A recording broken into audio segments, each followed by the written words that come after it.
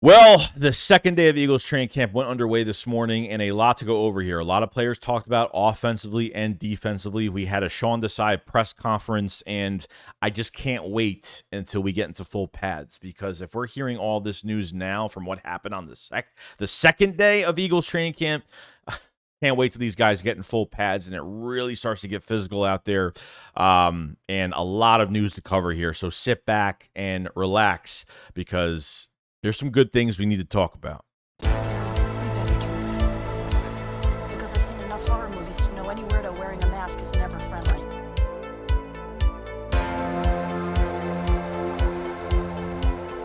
What is going on, guys? Hope everyone's going into their weekend with big smiles, because the second day of training camp has started. Well, it did start this morning, and a lot to go over here. There's a lot of news here, a lot of good news here, coming from a lot of different players and how the usage of players. I kind of want to go over all of that. But first, what we usually go over with these is the injury report, and it's pretty much the same thing as the other day.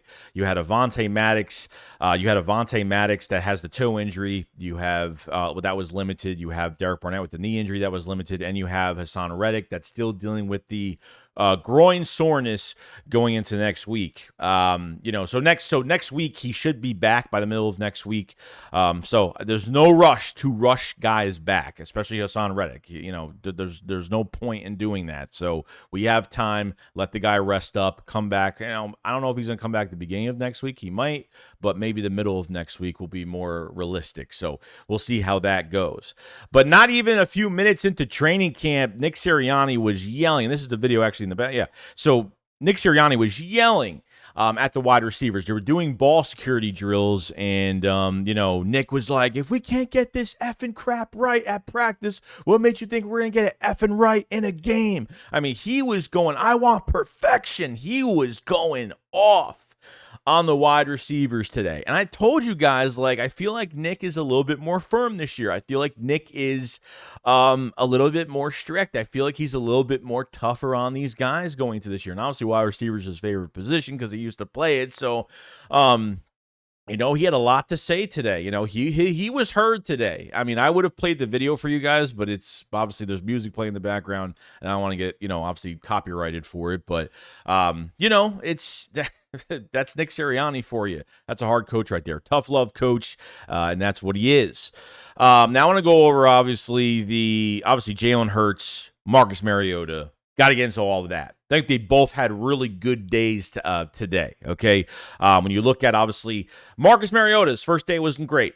It was a pretty bad day. I was like, what are we looking at here? But this is what happens. In this period of time of the offseason, you are allowed to make mistakes. This is why we have Eagles training camp, so between all the teams, you're able to afford mistakes right now. So Marcus Mariota had a deep ball completion to Greg Ward on a post route against Josh Jobe, and Greg Ward's another guy. I feel like Doug Peterson had just more value in Greg Ward. Greg Ward, I feel like he just has to fight and fight and fight every single year for a roster spot. You know what I mean?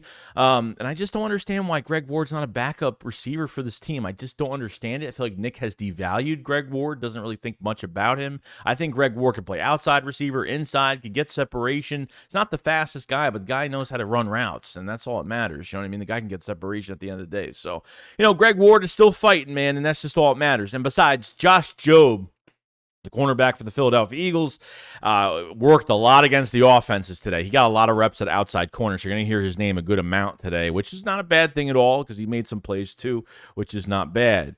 A big completion to Deon Cain, another guy, was a USFL, MVP, 3 touchdowns in the USFL championship game. Obviously, Deon Cain was a big fan favorite in last Eagles training camp last year, and unfortunately didn't make the cut. He had 118 yards I've gotten the Browns preseason game. I mean, he had a really good training camp, very strong. It's just the Eagles traded for A.J. Brown. They had a lot of receivers already. They needed Britton Covey and some of these other guys. So So he didn't make the cut. He went to the USFL, for went on 2 different teams, came back, and apparently from what I'm hearing about Deon Cain, he looks more athletic than he did last year. He looks like his route running is a lot better, his catching is a lot better, better shape as a wide receiver and receiver-esque with better route running. So hope Deon Cain really shows up. I'm pretty excited for it. You know what I mean? So that was really Marcus Mariota on the day. So not a bad day for Marcus Mariota at all. He's going to get better throughout the days. So hopefully he doesn't need to play this year. But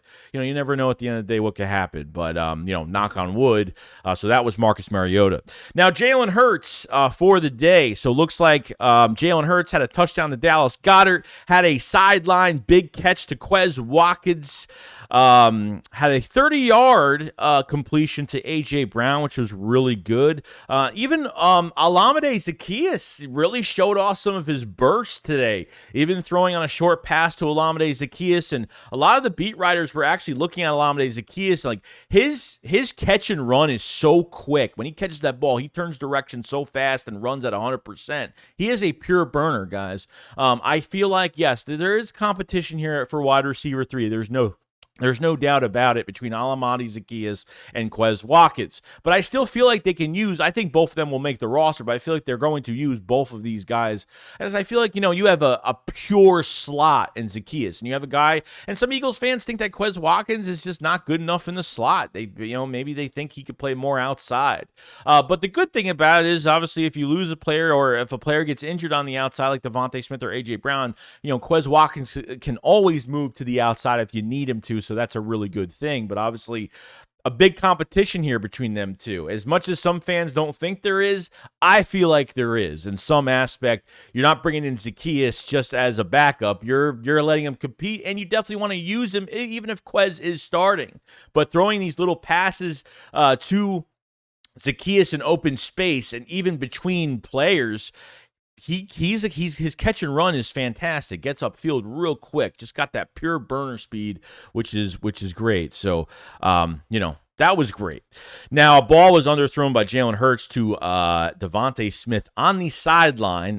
Josh Jobe nearly got the interception on that. So one of the, worst passes from Jalen Hurts in training camp, and I'm not taking too much into account with it. It's the second day of training camp, and obviously if we're seeing this during joint practices a lot, then it's a problem. But for right now, it's not an issue. I don't really have an issue with the quarterbacks in training camp, and I don't really care about statistics with quarterbacks in training camp because it just doesn't matter. So an underthrown ball, which ain't a big deal at all. So at the end of the day, I thought Hurts had a great day. Mariota had a great day. A lot of guys got involved, and can't wait to hear more names down the road. Nice to hear some new names out there regarding these two quarterbacks.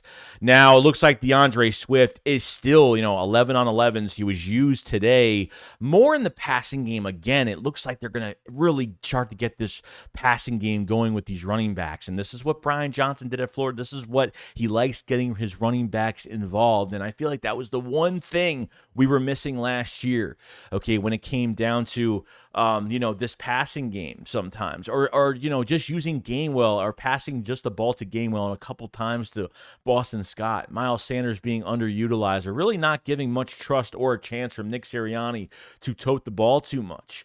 Not tote the ball as in running with the football, but just in the passing game in general. And it looks like DeAndre Swift is going to be used in the passing game because they're throwing him ball after ball, pass after pass. Okay, during these training camps, these past 2 days.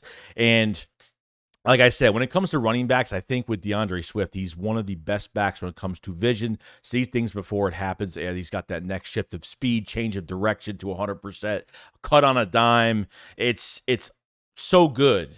I don't know how the Eagles got him. Obviously it was a easy trade, didn't cost much, and obviously the big what if factor is, can DeAndre Swift stay healthy? And so far he is right now, so we'll take it day by day. But Swift is heavily in the passing game right now, which is good. Trey Sermon fumbled the ball once today, but had a few good runs with the football in his hands. Looked real fast, looked real agile, and it's really tough, man, because the Eagles aren't keeping 5 running backs. For right now, you're keeping Boston Scott, you're keeping Kenneth Gainwell, you're keeping Rashad Penny, you're keeping DeAndre Swift. Unless Rashad Penny gets hurt or something like that, and they just let him go and just say, you know what, we feel good about Trey Sermon, let's just let Rashad Penny go. We don't really feel like he could stay healthy this year. So I think the only way Trey Sermon really makes this roster is if he really has to show out, and he really has to show, like, we only used him 2 times, and we only used him in 1 game for 2 plays, and we wanted more of it, and we just didn't get enough, man. That Jaguars game was great.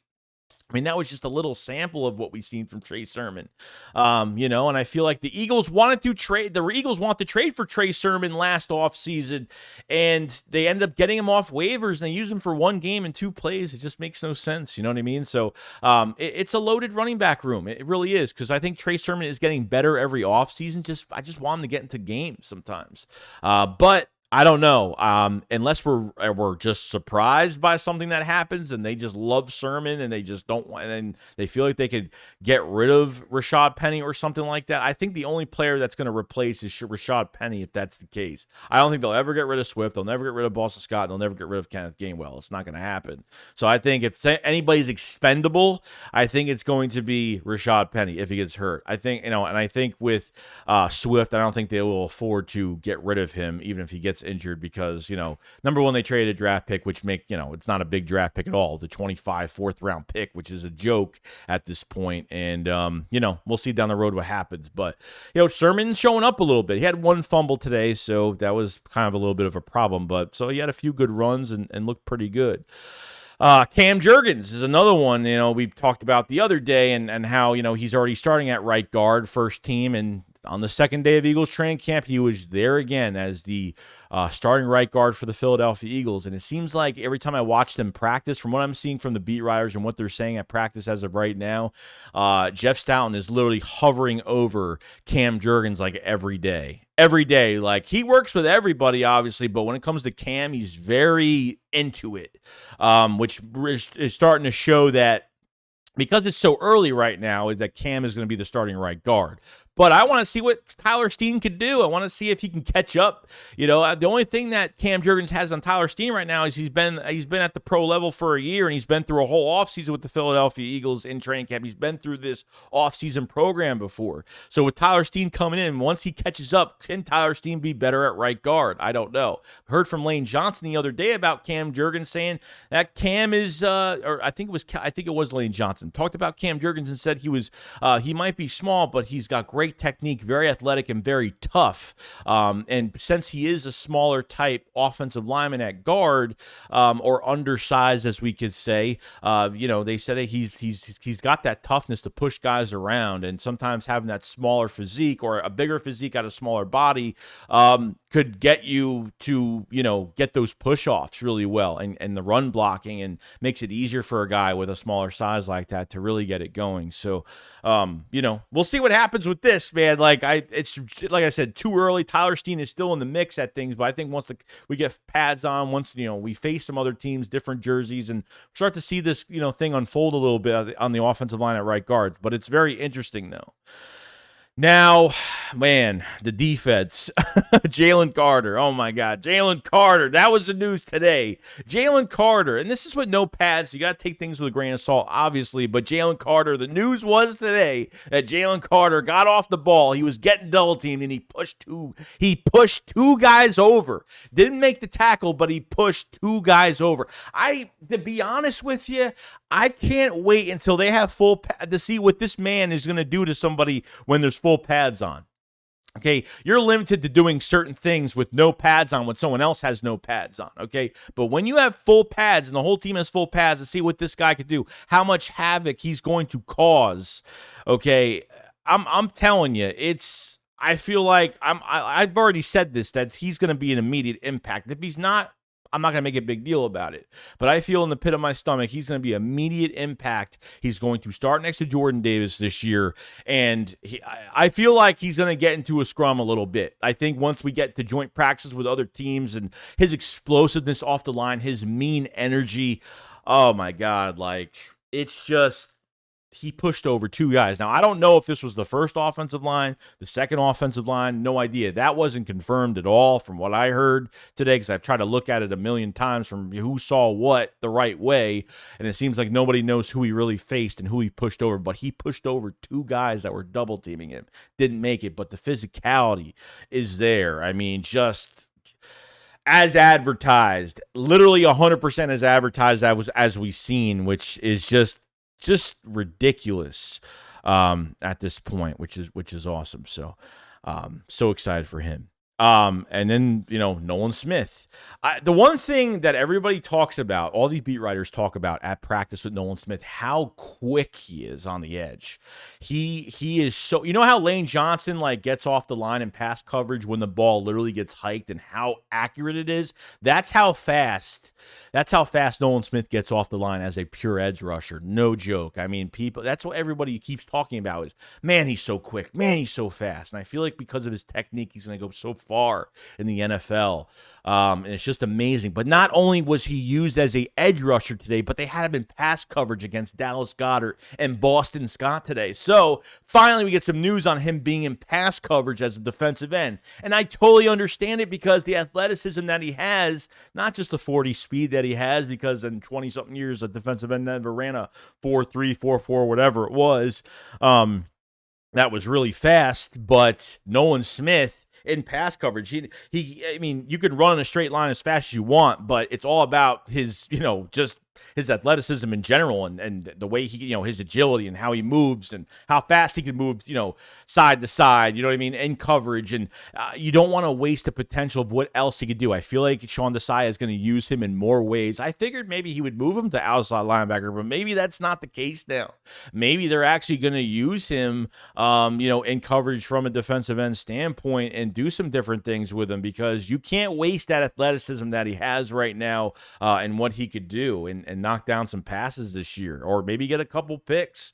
You never know, and I think it's going to work out really well. I do. As much as I want to be selfish and say I want him as a pure edge rusher, we're very deep at defensive line right now, okay? And you can afford to use him in pass coverage. And, he has the ability, if he's in pass coverage and they dump the ball off to a running back, he's got the ability to go up and make a tackle and get through a block and make a tackle. He could do it, you know what I mean? So really nice to see that they used him in both ways today, which was awesome. So now, since we're talking about defense, I want to get into the whole thing with Sean Desai, his press conference today, okay? So the one thing with him is he wants a physical brand of football with the Philadelphia Eagles. And then we heard from his first press conference, which got us really excited, mentally disrupting quarterbacks, physically being a physical team, being violent, being like the original, like the high-profile Philadelphia Eagles, how their defenses used to be back in the day for years. All these great talk. And obviously we have to see this on the field with our own two eyes. But I feel like Sean Desai doesn't hesitate when he talks about things like Sean Desai. I believe Sean Desai when he talks. He doesn't hesitate. He doesn't stutter. He doesn't hesitate. Like he knows what he's talking about, guys. This guy was a defensive quality control guy under Vic Fangio. He worked next to Vic Fangio on field with him for 3 to 4 years before he became a defensive coordinator in 21, which wasn't a bad year with barely any talent with that defense. This is a guy that has creativity with defenses because when you have in 21 with the Bears, when you have barely any talent, you have to be creative to get pressure on quarterbacks, and that's what this guy could do. Okay, he talked about everybody getting a fair shot. Okay, that he is not just looking at the vets and looking at certain players. He's looking at everybody. There's no first team, second team, third team with this defense. He's literally using every single player, giving every player a fair shot, fair opportunity, okay, to win a job, vet or not. And that's a great way to start out camp because you don't want to play your favorites. And I feel like there are defensive coordinators that play favorites. This guy wants all out war with this defense and competition, and that's perfectly fine with me because remember in his last press conference he said that he absolutely loves the competition. Okay, he wants to put these guys in game-like situations, and that's a whole nother thing too, to see these call-outs and guys communicating, and that's going to be really important going forward. He talked about Nakobe Dean. They've been throwing everything at Nakobe Dean on the field. Obviously, Nakobe Dean's got the green dot. He's calling the plays for the defense. They're throwing everything at him, and he's been handling everything like a vet and handling everything very, very well. So he's very impressed by Nakobe Dean so far. Secondly, he was impressed in Jordan Davis, how much shape he's in, his mentality going into this camp, going into this year, and obviously going into his second year, which is going to be a very big year for Jordan Davis that really needs to work out. I think he's the most important player on your defensive line right now, the most important player, that a guy that could command more double teams this year than anybody. I mean, I think he was a top 13 defensive tackle against the run last year before he had that high ankle sprain. Okay, so and Sean Desai says he looks very much in shape. He looks very good, impressed with the work ethic, and Sean Desai keeps contact with all of these players before OTAs and during OTAs and after OTAs when we were on that little break before training camp. And he said that Jordan Davis, a lot of guys contacted him and a lot of videos being seen and all the work that these guys were doing, that Jordan Davis, and from what I'm hearing, has been working his tail off this whole entire offseason, which is absolutely awesome. So, I was really happy with the words, talk about Nakobe Dean, talk about a few players, just kind of get a sense of what's going on. So when it comes to this defensive coordinator, I'm not saying I trust him 100% because we haven't seen his play style yet. We haven't seen anything on field yet. But if he wants to be the most violent defense, the most physical defense, wants to be he wants this defense to be felt, quote unquote, around the league. And then that's what's going to happen. And that's what I want him to prove. And I feel like he's got the accolades. He's got the reputation. He took a Bears defense in 21 that had barely any talent, became creative with it. And the only problem he had in really 21 was he was bottom 10 against the run because he just didn't have the players to defend against the run. But he was top 10 against the pass. He was top 5 in sacks. His blitz rate is 22.6, which is almost the average of a blitz rate from a team. So the guy takes, sacrifices guys for, the guy's going to do a lot. The guy's going to blitz. The guy's going to put pressure on quarterbacks. The guy's going to be creative. But with a defense like this is the best defense he's ever going to be around. Compared 21 Bears to this team, it's night and day. Okay. So I felt really excited, I felt so excited just hearing from Sean Desai in general and what he brings to the table. And I just, like I said, he just has to prove it. I have to see it with my own 2 eyes. I have to see Nakobe Dean with my own 2 eyes. I have to see Jordan Davis with my own 2 eyes. A lot of things have to be proven to me because words are words at the end of the day, but he makes me want to believe him. And that's a good thing. Makes me want to believe, and that's a very, very good thing. So it was very, very happy with Sean Desai in his press conference. I thought it was very good. Now, a few more things. Tyler Zentner, the undrafted punter from Kansas State, Legatron, we call him, undrafted punter, with the Philadelphia Eagles. Apparently, from what we've been hearing so far, is he's been showing up to the field. He's been practicing his butt off with these punts. And could he be worse than Aaron Sipos? I have no idea. But from what Michael Clay said during OTAs, the one player that Michael Clay talked about during OTAs this past offseason was Tyler Zentner, and said how much he's been working his tail off. And if you're talking about a player like this and you're talking about a punter, that's a really good thing. And hopefully, I'm praying to God this kid gets a shot. Another guy gets a shot. Jake Elliott got a shot. Jake Elliott was another guy. I don't even know if Jake Elliott was undrafted. Okay, Jake Elliott was on a practice squad for the Bengals when we picked him up, and look what happened. You know what I mean? You never know what you can get. And with Legatron, not even with him, he could punt and he could kick. He made 11 out of 11 field goals last year in college, but the guy can kick as well, which is great. The guy can kick field goals. So I'm hoping there's something here. I mean, as much as I'm not into Michael Clay as our special teams coordinator, I just don't like him. And, our blocking schemes have to get better. Our return specialists, there's been no news on the depth chart for punt return, kick return at all, except like OTAs and stuff like that, which wasn't much information anyway. So there's really been nothing on special teams wise of who's in the lead for punt return, kick return, all that, or who's lined up. At least seeing it, we haven't heard much of anything during these 2 days of training camp for that. So I am rooting for Tyler Zentner so much. I just want Aaron Sipos out of here because he's so bad. More news on Big Play Slay had a press conference. There's really nothing much to take from this, but to kind of clear the air a little bit. Looks like Matt Patricia, when he was hired to be a defensive assistant for the Philadelphia Eagles, it looks like, they did call Slay before they hired him, which was pretty good. I actually did not know that. I thought they just hired him. And, I mean, I kind of thought like, hey, they have gotten to talk to Slay, right? I mean, there's got to be a reason why they must have talked to him. It just hasn't been reported. But from what we heard from Slay at his press conference today, at second day of training camp, he said that they called him before the hiring. And, they both want to win. They both talked. Him and Slade did talk, and everything's going good. You know what I mean? Like, they're both grown men at the end of the day. Whatever happened in the past, happened in the past, and that's it. The guys just have to get over it, and that's just the way I've kind of thought about it the whole time. So that is the news on that.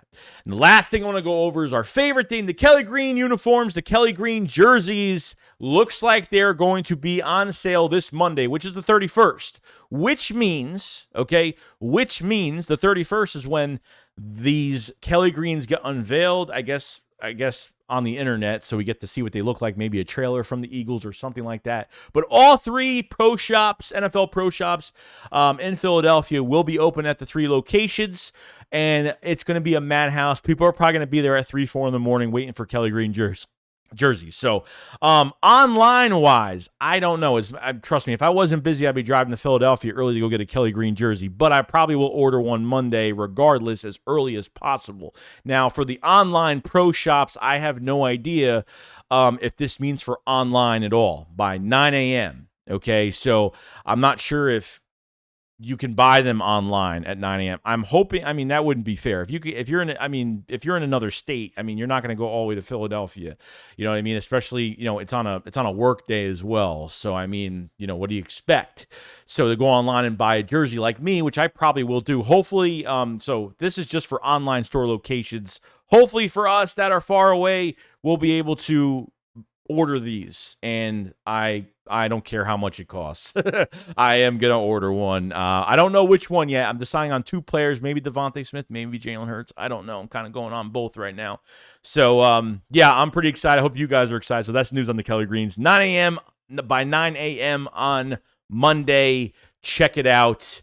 Go get your jerseys before they are sold out, because they better quadruple their inventory and not do like 200 jerseys, not do like a regular inventory of what they would normally put on the Eagles site for midnight green. Okay, they better have a lot of jerseys made. So that's the news on the Kelly Greens. But other than that, that's pretty much it. We talked about Jalen Hurts. We talked about, obviously, Jalen Hurts and Marcus Mariota having some good days. The running backs between getting in the passing game with Swift and Trey Sermon running the ball pretty good today. Cam Jurgens, Jalen Carter, Nolan Smith, Jalen Carter being dominant today. Sean Desai's press conference that really just makes you want to believe that he's going to be such a great defensive coordinator for this team. So a lot going on here. I know it was a long video today. I told you it was going to be long.